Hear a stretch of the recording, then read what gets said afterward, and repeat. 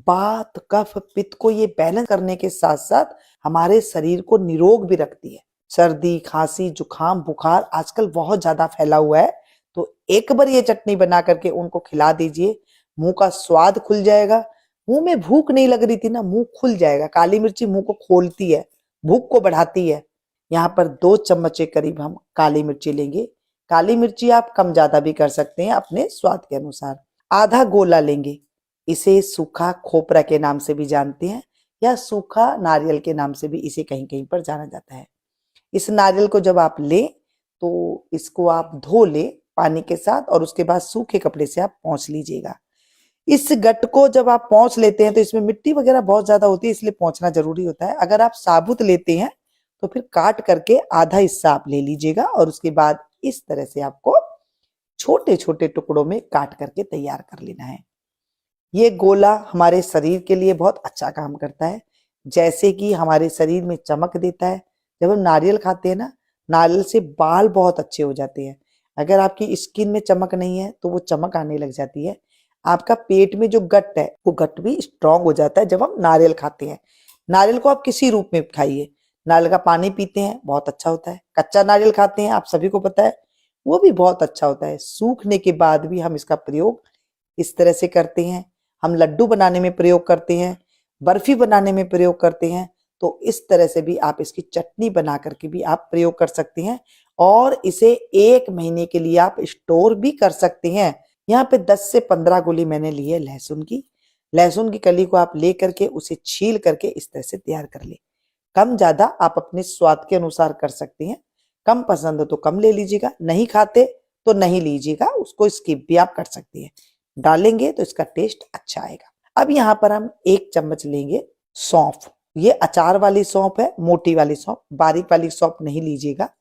और आधी चम्मच से थोड़ी ज्यादा, 1 चम्मच से थोड़ा कम है जीरा, इसको हम डालेंगे। देखिए कैसे कैसे मसाले से आज मैं चटनी बना रही हूँ। आपने चटनी बहुत तरीके से खाई है, कभी हरी धनिया की खाते हो, कभी पुदीना की खाते हो, कभी अनारदाना की खाते हो, कभी अदरक की खाते हो, लेकिन काली मिर्ची की चटनी आपने कभी खाई है? तो ज्यादातर कमेंट आएंगे कि नहीं खाई है, और खाई है तो ये जरूर कमेंट करके बताइएगा। अब 1 चम्मच भर के मैं यहाँ पर ले रही हूँ ऑलिव ऑयल। अब आप कहेंगे हमारे पास ऑलिव ऑयल नहीं है तो क्या करें? आप इसमें कोई भी तेल डाल सकते हैं। कोई तेल नहीं खाना चाहते, घी डाल लीजिए। सिर्फ हमें हल्का सा भूनना है। यहाँ पर गैस की फ्लेम को एकदम धीमा रखना है, चूल्हा छोटा वाला लेना है। बिल्कुल भी ये क्रैक नहीं होना चाहिए, मतलब क्रैकल नहीं होना चाहिए। को जीरा सौंफ लहसुन काली मिर्ची जो है वो डाल दीजिएगा। लेकिन हमारा पास जो गोला है वो एकदम सूखा हुआ है, उसमें कोई भी नमी नहीं है, क्योंकि मैंने इसे धूप में सुखा दिया था, तो ये बिल्कुल सूखा हुआ है। तो इसको हम भूनेंगे तो ये बहुत जल्दी से भुन जाएगा। ठीक है, आप पहले इसे भून करके फिर बाद में सारी चीज इस तरह से डाल करके इसे आप 1 से 2 मिनट भूनेंगे, बस बिल्कुल धीमी आंच पर, और ये भुन करके तैयार हो जाएगा। देखिए ये चटनी खाने से आंखों के जितनी प्रॉब्लम होती है उसमें ये फायदेमंद होती है। काली मिर्ची आंखों के लिए बहुत अच्छी होती है, बालों के लिए बहुत अच्छी होती है, हमारे पेट के डाइजेशन के लिए बहुत अच्छी होती है। जब कभी हम व्रत करते हैं तो उसमें काली मिर्ची का ही प्रयोग करते हैं, लाल मिर्ची नहीं खाते हैं। तो डॉक्टर भी हमें, आयुर्वेदिक के जो डॉक्टर है ना, वो कहेंगे काली मिर्ची खाया करो। तो काली मिर्ची में एक ऐसी पावर होती है जो हमारी बॉडी को स्ट्रॉन्ग करती है। अगर आपका खून गाढ़ा रहता है तो इसको काली मिर्ची का आप प्रयोग कीजिए, आप देखेंगे ये चटनी खाने के बाद 1 महीने में आपका कोलेस्ट्रॉल कम नजर आएगा, इतनी इसके अंदर पावर होती है। जैसे ही सर्दी का मौसम शुरू होता है आप ये चटनी बना करके स्टोर करके रख सकते हैं, और जब कभी मन आए ये भुरभुरी सी चटनी बना करके आप रोटी के साथ खा सकते हैं, चावल के साथ इसे खा सकते हैं, पूरी के साथ खा सकते हैं। अगर कोई मेहमान को आपने ये चटनी खिला दी तो वो बार बार आपसे पूछेगा कि ये चटनी कैसे बनाई आपने, क्या चीज है। और कभी स्पेशल कुछ बनाना हो तो 1 चम्मच भर के आप सब्जी में डाल दीजिए। अब इसको ठंडा करेंगे हम। जब ये एकदम धीमी आंच पर ये भुन जाए तो गर्माहट में इसे थोड़ी देर के लिए मैंने रख दिया था, वो ठंडा हो गया। अब हम इसे पीसेंगे। गर्मा गर्म इसे नहीं पीसना है, नहीं तो ये चिपक जाएगा। नमक स्वाद के अनुसार, मैंने सेंधा नमक का यहाँ पे प्रयोग किया है, आप जो नमक खाते हैं वो इसमें डाल सकते हैं। और बस रोक रोक के इसे पीस करके एक भुरभुरी सी चटनी हम बना करके तैयार कर लेंगे। इसे आप रोटी के साथ ऐसे ही लगा करके खाएंगे ना, मजा आ जाएगा। अगर आपको बुखार रहता है, सर्दी जुकाम ज्यादा रहती है, नजला जैसी प्रॉब्लम रहती है, या फिर आपकी इम्यूनिटी पावर बहुत कमजोर हो रही है, तो एक बार मेरे कहने पर ये चटनी खाकर ये देखिएगा।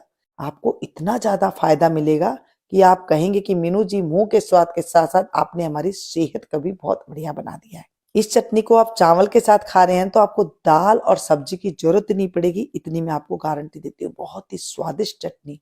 इसे खाना कैसे है, जब भी आप खाएं ना तो इसके ऊपर आप घी डाल करके खाएं, क्योंकि जो काली मिर्ची होती है वो घी के साथ जब हम खाते हैं तो वो हमारे लिए बहुत ज्यादा फायदेमंद होती है।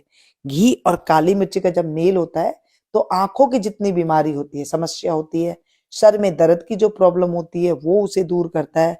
देसी घी जरूर डाल करके इसके ऊपर खाइएगा। ये देखिए, मैंने आज चावल के साथ ही इसे सर्व किया है। जैसे सर्दी तेज होती है ना, तो इसे बस आप एक दो बार भी खा लेंगे ना तो आपकी जुकाम, खांसी, ठंडक जैसी बीमारी होती है, या फिर ऋतु परिवर्तन होता है, बारिश का मौसम होता है, तो मेरे घर में ये जरूर एक बार चटनी बनती है। आप इसे जरूर आजमा करके देखिएगा। मिलती हूँ फिर से एक नई वीडियो में, नई जानकारी के साथ, नई रेसिपी के साथ। तब तक आप लोग देखते रहिएगा मीनू गुप्ता किचन।